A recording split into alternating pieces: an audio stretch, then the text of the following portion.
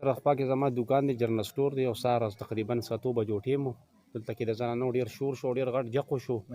اواز را ورسېد چې مونږ رالو په موقع باندې د دې کمرې را چت لاندې راووتو دې کې دغه موقع باندې 3 کسان ګیرو یو زنانه او 2 چې کوم دي نو سړي او نارینه وو پکې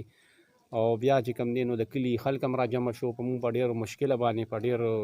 دغه باندې دغه مالبو چته کړه خو لاندې هغوی ته ډېر نقصان رسېدلی دی بیا په دې کې د چوکۍ انچارج چې کوم و هغه هم په موقع راورسېدو او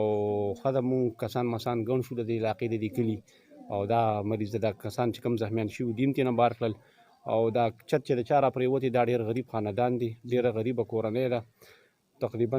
ډېر زیات نالاندې دي. هسې اندازه ستاسو په خیال باندې به دې کې څومره نقصان شوي څه خراب شوي دي سامانونه هسې څه لږ ډېر معلومات خو به تاسو ته یې یاره جي لږې ورځې وړاندې د دې هلک واده شوي دي او دا